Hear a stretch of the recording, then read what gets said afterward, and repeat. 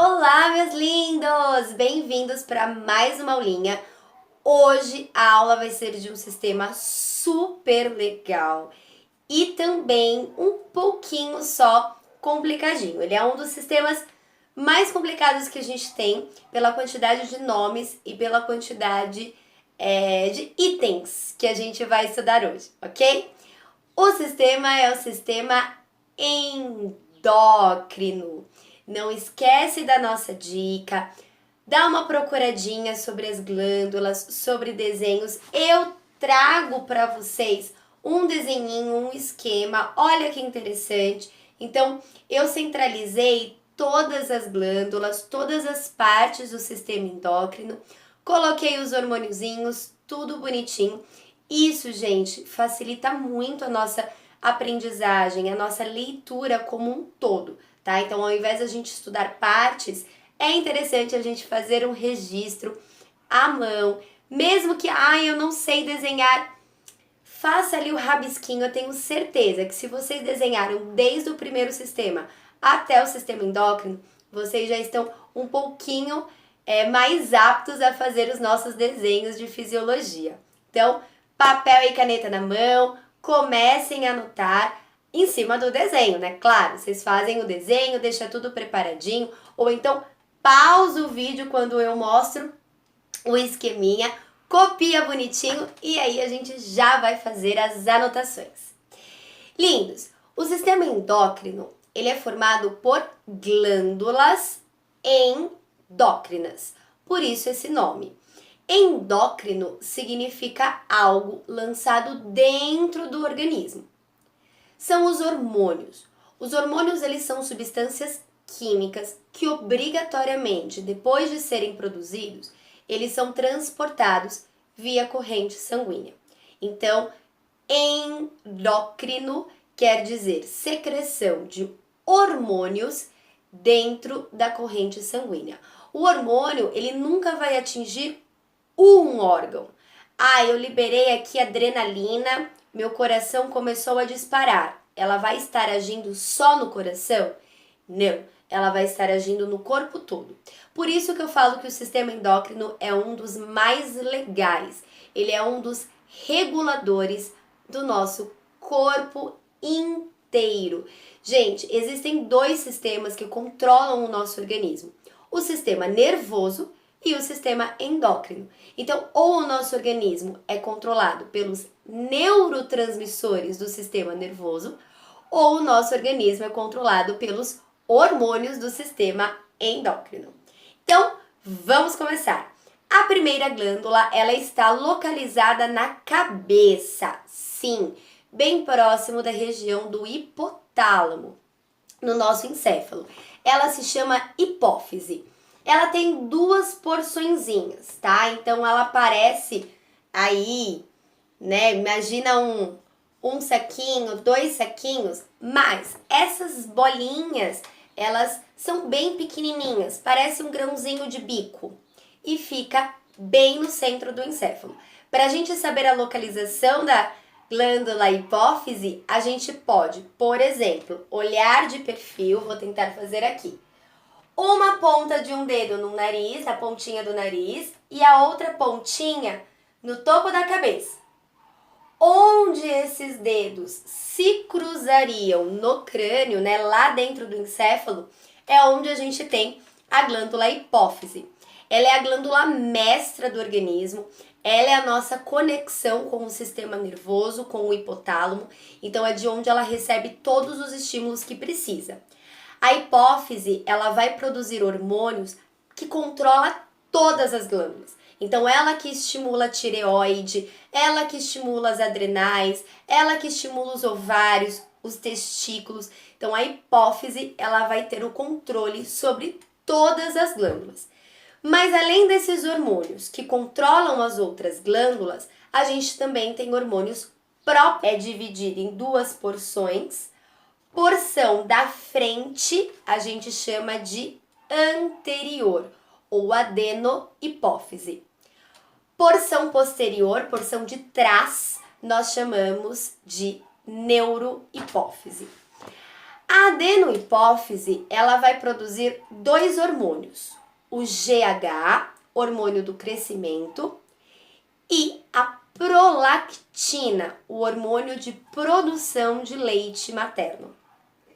A hipófise posterior, a neurohipófise, vai produzir o ADH, o hormônio antidiurético, e a ocitocina, o hormônio para ejeção de leite.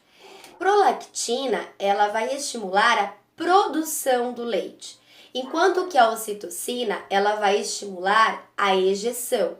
Como assim? O que tem de diferente nisso?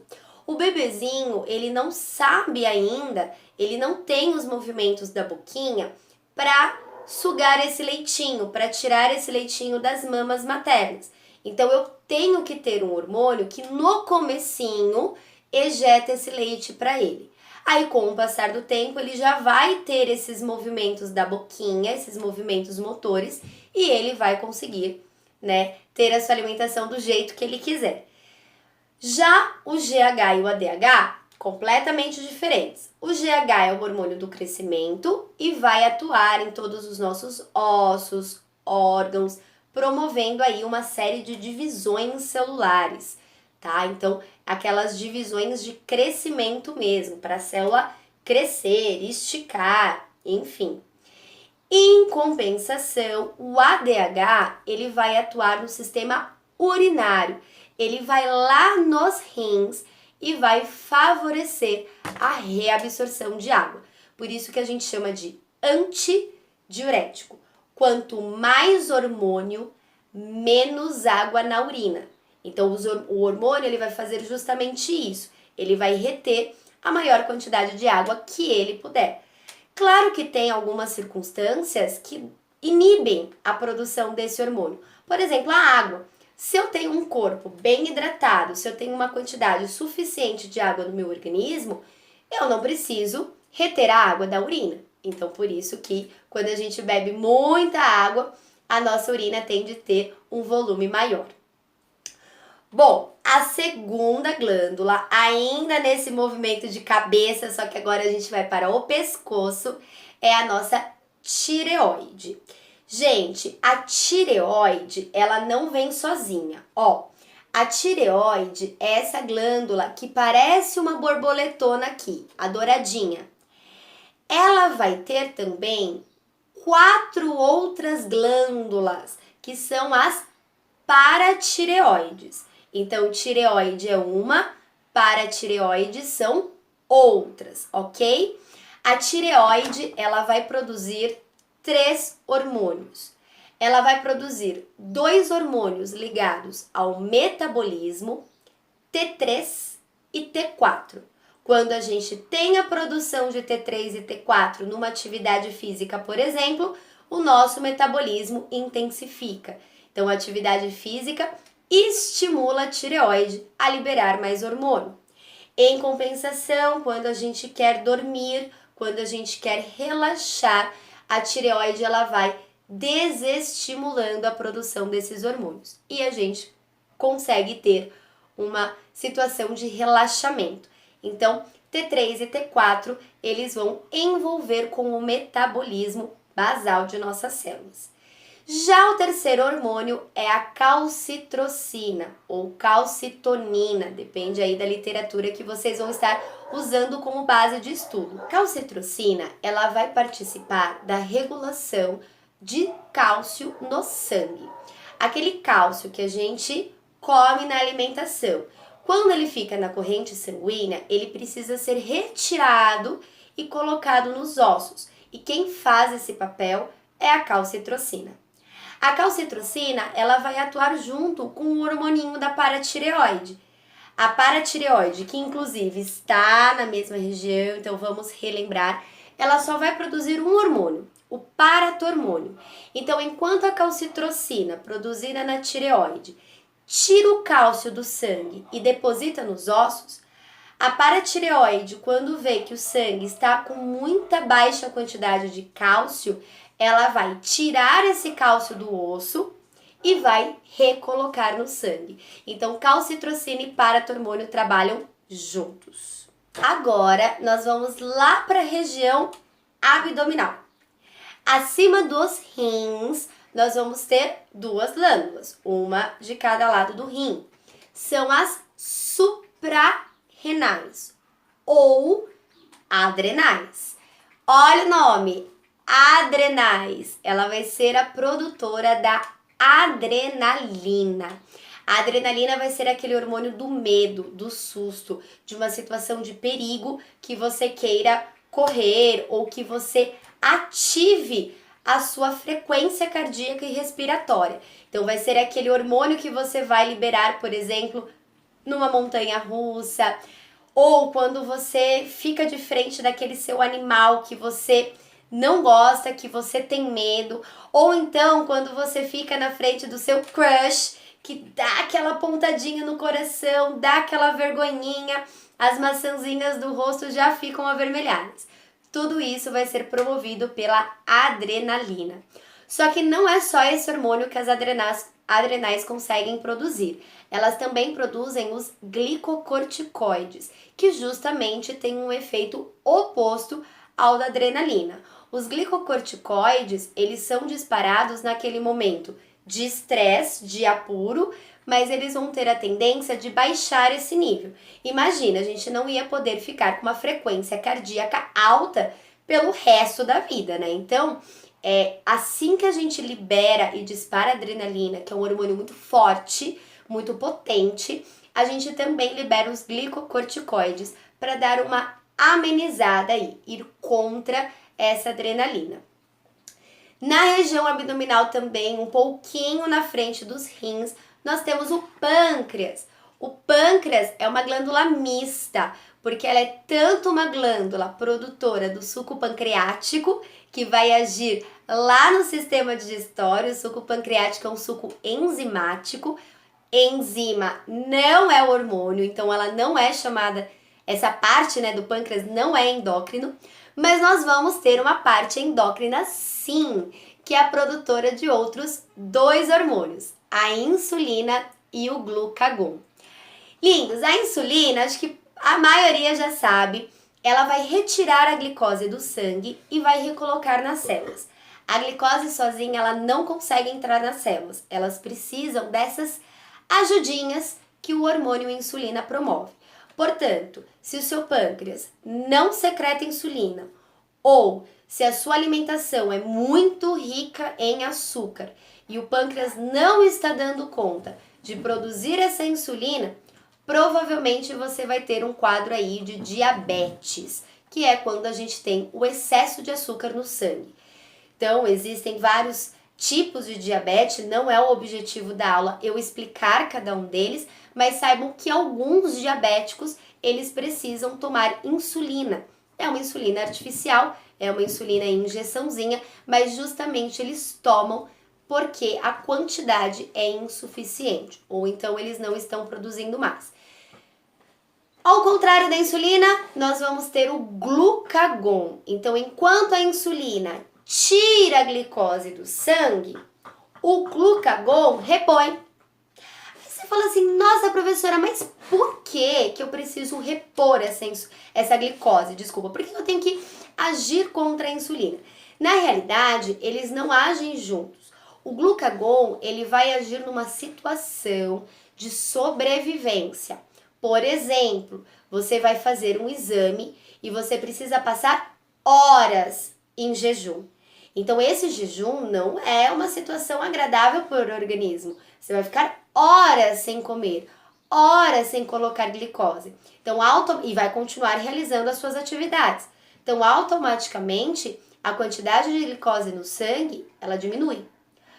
Para você não desmaiar, embora algumas pessoas que têm a pressão um pouquinho baixa, ela sente um desconforto de ficar de jejum, mas para você não desmaiar, o pâncreas ele vai produzir o glucagon, que vai até o nosso fígado, que tem uma reservinha de glicose chamada glicogênio. Ele vai quebrar esse glicogênio e vai liberar várias glicoses de volta à corrente sanguínea. Lembra quando a gente falou da calcitrocina e do paratormônio? é a mesma coisa. Só que a calcitrocina e o paratormônio regulavam a quantidade de cálcio. E agora a gente vai regular a quantidade de glicose. Então, insulina tira, glucagon recoloca quando necessário.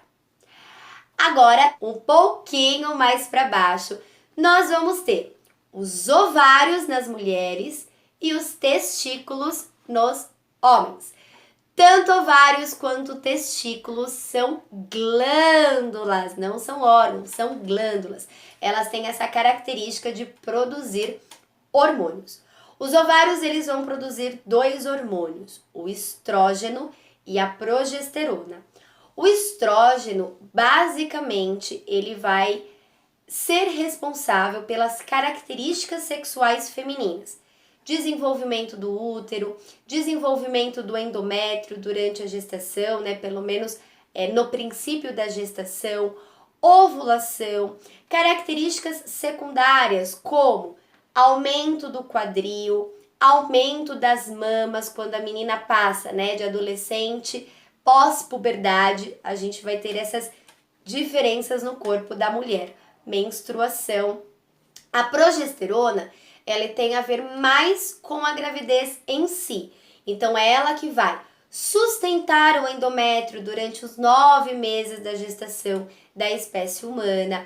É ela, por exemplo, que vai ser aquele hormônio ligado aos desejos, às vontades, o hormônio ligado à TPM, se é uma TPM com alguma cólica, ela que estimula o útero a contrair para eliminar esse endométrio, enfim, então vários sintomas que a gente acaba passando aí nesse período menstrual, a gente acaba sendo oriundo, né, sendo vindo da progesterona, a gente acaba sofrendo a ação da progesterona no nosso organismo. Já os homens, eles produzem apenas um hormônio nos testículos, que é a testosterona. A testosterona vai fazer tudo, desde o espermatozoide até também as características secundárias, como barba, a voz engrossa, desenvolvimento maior da musculatura. Os homens, enquanto as mulheres têm um corpinho, né, mais com o quadril avantajado, então mamas, cinturinha ali, o quadril, um corpo biológico, vamos dizer assim. Claro que cada uma tem o formato do seu corpo e tá tudo bem, mas os homens, eles vão ter um corpo mais triangular. Geralmente essa região dos ombros, elas dão uma elevada. Tudo ação da testosterona. Por hoje é só, meus lindos. Como eu falei pra vocês, o sistema endócrino é um sistema muito legal. Ele não é tão comprido, mas ele tem muitos detalhes.